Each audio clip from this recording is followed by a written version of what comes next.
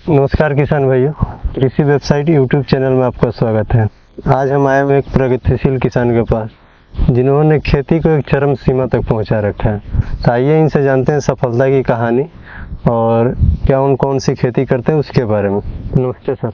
नमस्कार सर, सबसे पहले तो आपका हम परिचय लेना चाहेंगे। अमरेंद्र प्रताप सिंह जी दौलतपुर गांव का रहने वाला हूं जी हमारा ब्लॉक सूरतगंज डिस्ट्रिक्ट बाराबंकी है। जी और आज से करीब 12 साल पहले जी 12-13 साल पहले हमने जी खेती में कदम रखा। इससे पहले हमारे भाई और पिताजी खेती करते थे, जी लेकिन वो पारंपरिक धान गेहूं और गन्ने की खेती करते थे। तो जब मैं पढ़ाई करके आया तो मैंने देखा कि क्यों ना हम इसको, हमेशा जब ये देखते थे कि खेती होती थी, लेकिन हमेशा जब ये हम लोग ये देखते थे कि इतनी बड़ी मेहनत और इतने बड़े स्तर पर खेती करने के बाद, साल भर के बाद जी हमें क्या बचा, तो उसमें हमारा जो प्रॉफिट था वो बहुत कम होता था।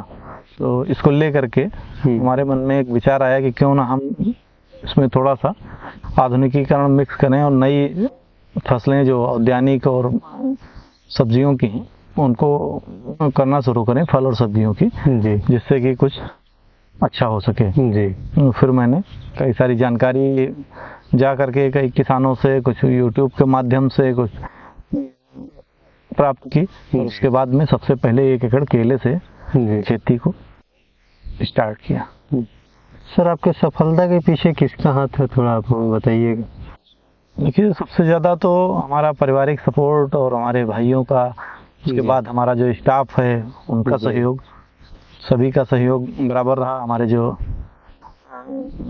टीम के सदस्य हैं जी। सारे लोगों ने सहयोग किया यहाँ तक पहुँचाने में। जी और 10-12 साल का ये जो सफ़र रहा जी। वो रहा, और कठिन परिस्थितियों से होते हुए जी। यहाँ तक पहुँचा।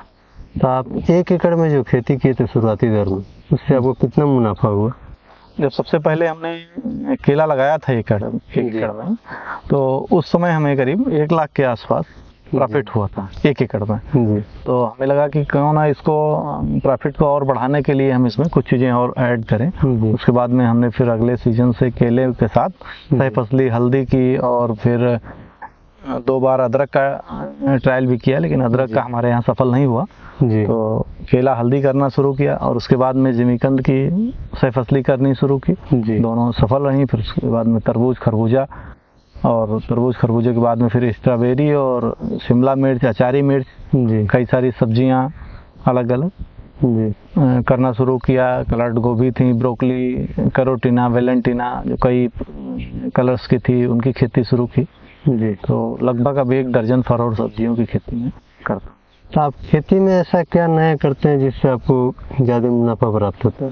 देखिए, इसमें नया बहुत कुछ नहीं होता है, बस ये है कि चीज़ें व्यवस्थित और समयबद्ध तरीके से जी प्लानिंग के तहत की जाएं, ताकि हम उनको, जी हमारा कब मार्केट अच्छा रहेगा, जी ये सारी चीज़ें जानकारी करने के बाद में, जी और उसको समय पे हम जी समयबद्ध तरीके से करें, ताकि जब हम मार्केट में अपना प्रोड्यूस ले करके आएँ, जी। उत्पाद ले करके जब मार्केट जाएं, तो उस समय हमको अच्छा रेट मिल सके। जी। सर, एक बात और हमको जानना है कि आपकी स्कूली लाइफ कैसी थी और स्कूल लाइफ कब छोड़े आप? देखिए, पढ़ाई हमने एमए तक की, उसके बाद में प्राइमरी स्कूल में शिक्षा मित्र के रूप में नौकरी शुरू की। जी फिर बीटीसी सरकार ने कराया, समायोजन हुआ। तो लेकिन हमें जो वास्तविक आत्म संतुष्टि थी जी वो नहीं मिली। हमें ये लगा कि जो हमारा परिवार कर रहा है, जी तो इससे पूरे परिवार की मेहनत, इतनी ज़्यादा मेहनत होने के बावजूद भी जी हमें जो प्रॉफिट मिलना चाहिए वो प्रॉफिट नहीं मिल रहा है। तो क्यों ना हम इसको भी थोड़ा सा सुधारें और इसमें भी कुछ अच्छा करें। तो साथ साथ में फिर खेती शुरू की। अभी आप कितने एरिया में खेती करते हैं? अभी अगर टोटल एरिया की बात करें तो फल और सब्जियों की लगभग हम 40 एकड़ में, हमारे यहाँ के बीघे से 200 बीघे में करते हैं, जिसमें 100 बीघा लगभग केला हमारा रहता है जी और बाकी जो क्रॉप रोटेशन चेंज होता है, केला खाली होता है तो उसी में आलू लगाते हैं, आलू के बाद उसी में तरबूज खरबूजा करते हैं। जी बाकी स्ट्रॉबेरी और शिमला मिर्च, चारी मिर्च, जी। छप्पन कद्दू और गोभी की जो वैरायटीज हैं वो सब अलग अलग खेतों में। यानी ऐसा देखिए, आप मुख्य रूप से सब्जी और फल फूल पे ही टिके हुए। जी ये जो ग्रेनुअल फॉर्म जो धान गेहूँ ये सब उतना आप नहीं करते? हैं लेकिन कम करते हैं, जी। कम। कितना भाई मतलब 100% में आप कितना परसेंट सब्जी और फल करते हैं? करीब करीब 70%। अच्छा, तो इसका मतलब फल और सब्जी में ज़्यादा मुनाफा है। जी सर, आप सुने हैं कि आप अवार्ड से सम्मानित, कौन कौन से अवार्ड आपको मिले हुए हैं, थोड़ा आप हमें बताइए। अब तक लगभग 1.5 दर्जन पुरस्कार मुझे मिले हैं, 17-18, जिसमें 2 बार माननीय मुख्यमंत्री से और 3 बार माननीय राज्यपाल जी महोदया से। इसके अलावा अलग अलग विभिन्न मंचों पर माननीय ICAR के जो डायरेक्टर हैं जी उनसे, और जो अलग अलग विश्वविद्यालय हैं सारे उनसे, DM से, जो कृषि मंत्री हैं उनसे, इस तरीके से टोटल लगभग 17-18 पुरस्कार। किसानी करते समय आपको किन किन समस्याओं को सामना करना पड़ा, थोड़ा आप हमें देखिए, सबसे अहम बात ये होती है कि जहाँ पर हम लोग बैठे हैं ये इलाका हमारा ऐसा है जो सबसे ज़्यादा बरसात, सबसे ज़्यादा गर्मी और सबसे ज़्यादा ठंडक जी वाला इलाका है उत्तर भारत में। जी ये लगभग पूरे उत्तर भारत की स्थिति है कि जब गर्मियों में तापमान जाता है तब 40-42 चला जाता है, जब सर्दियों में डाउन जाता है तो 4-5 तक चला जाता है, तो बारिश भी होती है तो बहुत ज़्यादा हो जाती है, कभी कभी नहीं होती है। जी।